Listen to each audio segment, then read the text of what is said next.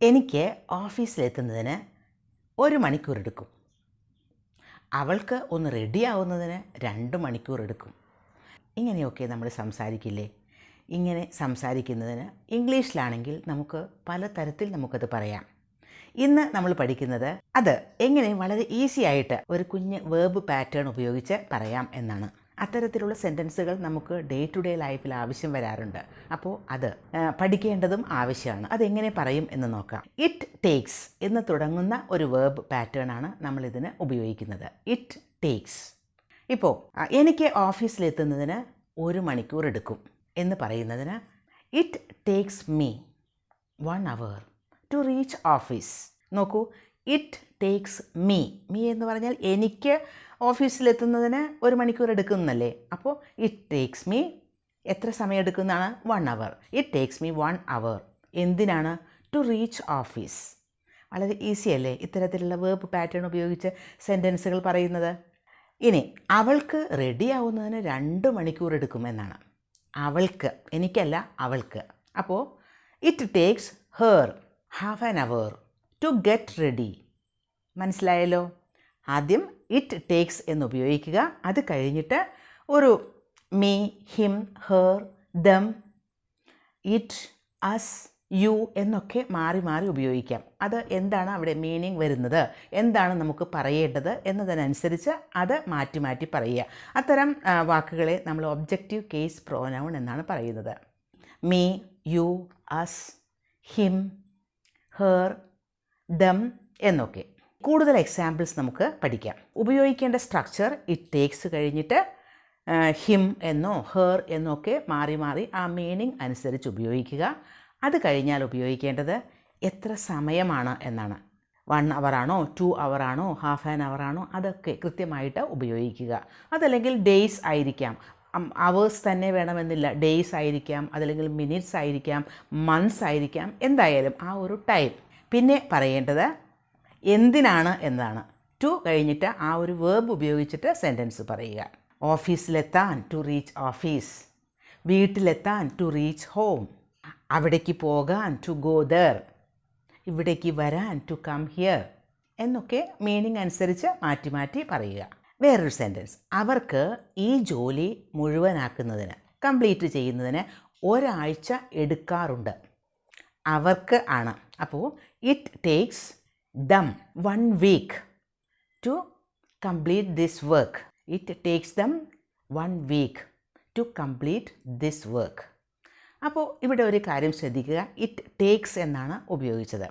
ഇനി നമുക്ക് ഈ ടേക്സ് എന്നതിന് പകരം നമുക്ക് വേണമെങ്കിൽ പാസ്റ്റ് ടെൻസിൽ ഉപയോഗിക്കാം. It took them 1 week to complete this work എന്ന് പറഞ്ഞാൽ അവർക്ക് ഈ ജോലി മുഴുവനാക്കുന്നതിന് 1 ആഴ്ച എടുത്തു എന്നായി. ഇറ്റ് ടുക്ക് എന്നാക്കി. അപ്പോൾ നമുക്ക് ആ ടെൻസ് അനുസരിച്ച് അത് മാറ്റി ഉപയോഗിക്കാം. അപ്പോൾ ഉപയോഗിക്കേണ്ട സ്ട്രക്ചർ ഇറ്റ് കഴിഞ്ഞിട്ട് ടേക്സ്, ടുക്ക്, അല്ലെങ്കിൽ ഹാസ് ടേക്കൺ, വിൽ ടേക്ക്. ഇതൊക്കെ നമുക്ക് ഓരോ ടെൻസ് അനുസരിച്ച് മാറ്റി ഉപയോഗിക്കാം. അത് കഴിഞ്ഞിട്ടാണ് ഒബ്ജക്റ്റീവ് കേസ് പ്രോനൗൺ ഉപയോഗിക്കേണ്ടത്. പിന്നെ ഉപയോഗിക്കേണ്ടത് ആ ടൈം ആണ്. പിന്നെ 2 + V1 ഫോം. ഈ ബുക്ക് എഴുതാൻ അദ്ദേഹം 1 കൊല്ലം എടുത്തു. എങ്ങനെ പറയും?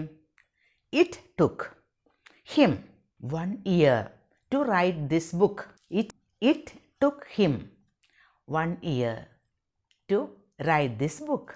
ഡിന്നർ പാകം ചെയ്യാൻ അവൾ 30 minutes എടുക്കാറുണ്ട്. ഡിന്നർ പാകം ചെയ്യാൻ. അപ്പോൾ ടു പ്രിപ്പയർ ഡിന്നർ എന്നാണ് പറയേണ്ടത്.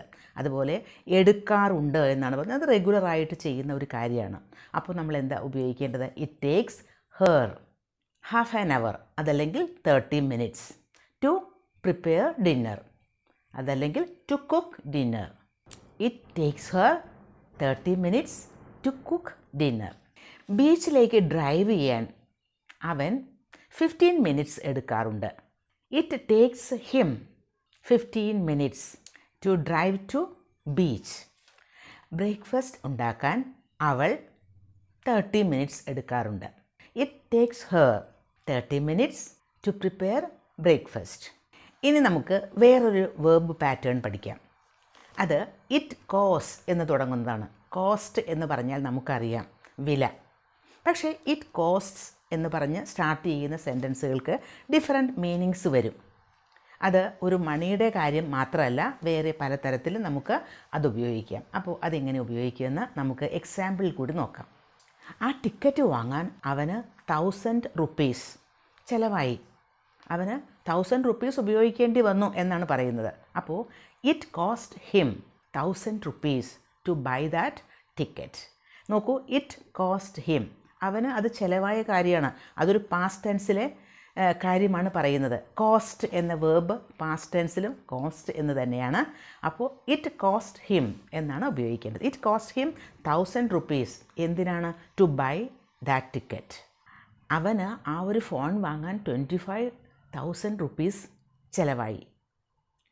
It cost him 25,000 rupees to buy that mobile. അപ്പോൾ ഇറ്റ് കോസ്റ്റ് ഹിം, കോസ്റ്റ് എന്നത് അവിടെ പാസ്റ്റ് ടെൻസ് ആയിട്ടാണ് ഉപയോഗിച്ചിരിക്കുന്നത്. ഇനി നമുക്ക് പ്രസൻറ്റ് ടെൻസിലും ഉപയോഗിക്കാം. അപ്പോൾ ഇറ്റ് കോസ് എന്ന് ഉപയോഗിക്കണം, എസ് ചേർത്തിട്ട് ഉപയോഗിക്കണം. ചിലവാക്കാറുണ്ട് എന്നുള്ള മീനിങ്ങിൽ.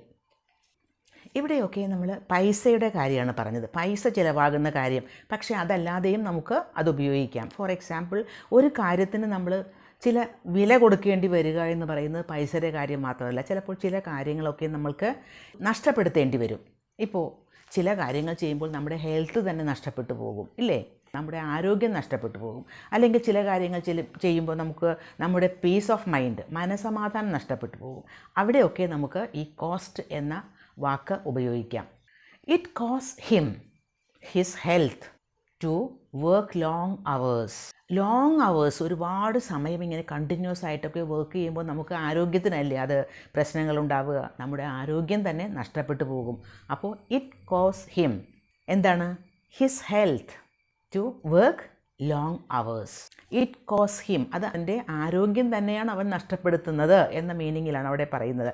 ലോങ് അവേഴ്സ് വർക്ക് ചെയ്തുകൊണ്ട് അവൻ നഷ്ടപ്പെടുത്തുന്നത് അവൻ്റെ ആരോഗ്യം തന്നെയാണ്. അപ്പോൾ ലൂസ് സംതിങ് ആണ് അവിടെ, ആരോഗ്യം നഷ്ടപ്പെടുക എന്ന മീനിങ്ങിലാണ് അവിടെ കോസ്റ്റ് എന്ന വാക്ക് ഉപയോഗിച്ചിരിക്കുന്നത്. It cost me my peace of mind. എനിക്ക് അതുകൊണ്ട് എന്തോ ഒരു കാര്യം ചെയ്യുന്നത് കൊണ്ട് എനിക്ക് എൻ്റെ പീസ് ഓഫ് മൈൻഡ് തന്നെയാണ് നഷ്ടപ്പെടുന്നത്, അത് സംഭവിച്ചുകൊണ്ടിരിക്കുകയാണ്. It cost me my peace of mind. ഇപ്പോൾ ഒരു പ്രത്യേക ഒരു ജോലി ഞാൻ ഏറ്റെടുത്തു, പക്ഷേ ആ ജോലിയൊക്കെ ഞാൻ ചെയ്യുന്നു, പക്ഷേ എനിക്ക് നഷ്ടപ്പെടുന്നത് എൻ്റെ പീസ് ഓഫ് മൈൻഡാണ് എന്ന് പറയുമ്പോഴാണ് it cost me my peace of mind. സാധാരണ നമ്മൾ ഉപയോഗിക്കുന്ന ഒരു ഇഡിയോമാറ്റിക് എക്സ്പ്രഷനാണ് cost an arm and a leg. Buying a luxury car cost him an arm and a leg. Cost him an arm and a leg എന്ന് പറയുന്നത് ഒരു idiomatic എക്സ്പ്രഷനാണ്. അതിൻ്റെ meaning വളരെ എക്സ്പെൻസീവ് ആണ് എന്നാണ്. Very very expensive. വലിയ car വാങ്ങുക എന്നത് അവന് വളരെ എക്സ്പെൻസീവ് ആയിട്ടുള്ളൊരു കാര്യമാണ് എന്നാണ്. It cost him an arm and a leg.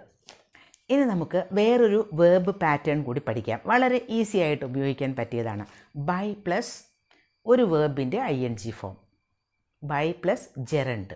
Gerund എന്നും പറയാം ഒരു വേർബിൻ്റെ ING ഫോമിന്. അത് എങ്ങനെയാണ് ഉപയോഗിക്കുന്നത്? നമ്മളൊരു കാര്യം ചെയ്യുന്നു, അത് ഏത് മെത്തേഡിൽ കൂടിയാണ് ചെയ്തത് എന്ന് പറയില്ലേ? അതിനെയാണ് നമുക്ക് അത്തരം കോണ്ടെക്സ്റ്റുകളിലാണ് നമുക്ക് by plus ING form of a verb ഉപയോഗിക്കാൻ പറ്റുന്നത്. You can save money by cooking at home. നോക്കൂ, ബൈ കുക്കിംഗ്. ബൈ കുക്കിംഗ് എന്ന് പറയുമ്പോൾ ബൈ പ്ലസ് ജെറണ്ടാണ് ഉപയോഗിച്ചിരിക്കുന്നത്. By plus cook plus ING. You can save money by cooking at home. വീട്ടിൽ തന്നെ പാകം ചെയ്തുകൊണ്ട് നിങ്ങൾക്ക് മണി സേവ് ചെയ്യാം. ഇപ്പോൾ പുറത്ത് പോയി ഭക്ഷണം കഴിക്കുമ്പോൾ കുറച്ചുകൂടി പൈസ നമ്മൾക്ക് ചിലവാകും. പക്ഷേ അതൊന്നുമില്ലാതെ നമുക്ക് വീട്ടിൽ തന്നെ കുക്ക് ചെയ്യുകയാണെങ്കിൽ നമുക്ക് കൂടുതൽ മണി സേവ് ചെയ്യാം. You can save money by cooking at home. He is getting fit by running every day.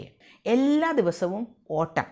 അങ്ങനെ ഓടിക്കൊണ്ട് അവൻ്റെ ഹെൽത്ത്, അവൻ ഫിറ്റായിക്കൊണ്ടിരിക്കുന്നു. അവൻ ഹെൽത്ത് വൈസ് നന്നായി നല്ല ആരോഗ്യവാനായിക്കൊണ്ടിരിക്കുന്നു. അവൻ്റെ ആരോഗ്യം നിലനിർത്തിക്കൊണ്ട് പോകുന്നു. He is getting fit. He is getting fit by running every day. എല്ലാ ദിവസവും ഓടുന്നത് കൊണ്ട്, അങ്ങനെ ചെയ്തുകൊണ്ട്. By running. നോക്കൂ, by running. By plus run plus ING ആണ്. അപ്പോൾ എങ്ങനെയാണ് അത് ചെയ്യുന്നത്, ഏത് മാർഗത്തിൽ കൂടിയാണ് അത് ചെയ്യുന്നത്? By running every day. അതാണ് he is getting fit by running every day. We are learning English by reading books. ഞങ്ങൾ ഇംഗ്ലീഷ് പഠിച്ചുകൊണ്ടിരിക്കുകയാണ്. എങ്ങനെയാണ്? By reading books. By reading books വായിച്ചുകൊണ്ട്, ആ മാർഗത്തിൽ കൂടി. അപ്പോൾ ഞങ്ങൾ ഇംഗ്ലീഷ് പഠിച്ചുകൊണ്ടിരിക്കുന്നു. എങ്ങനെയാണ്? ബുക്ക് വായിക്കുന്നതിലൂടെ. ബുക്ക് വായിക്കുമ്പോൾ നമുക്ക് ഒരുപാട് കാര്യങ്ങൾ അറിയാൻ പറ്റും. അപ്പോൾ അത്തരത്തിലാണ് ഞങ്ങൾ ഇംഗ്ലീഷ് പഠിച്ചുകൊണ്ടിരിക്കുന്നത്. We are learning English by reading books. അവൾ മെഡിറ്റേഷൻ പ്രാക്ടീസ് ചെയ്യുന്നതിലൂടെ, അല്ലെങ്കിൽ പ്രാക്ടീസ് ചെയ്തുകൊണ്ട് അവൾ അവളുടെ സ്ട്രെസ്സൊക്കെ കുറച്ചുകൊണ്ടിരിക്കുന്നു. She is reducing stress by practising meditation. അപ്പോൾ ഇന്നത്തെ ഈ 3 വേർബ് പാറ്റേൺസ് വളരെ ഈസി ആയിട്ട് നമുക്ക് എവരിഡേ ലൈഫിൽ ഉപയോഗിക്കാൻ പറ്റിയതാണ്. ഇതൊക്കെ പ്രാക്ടീസ് ചെയ്യണം.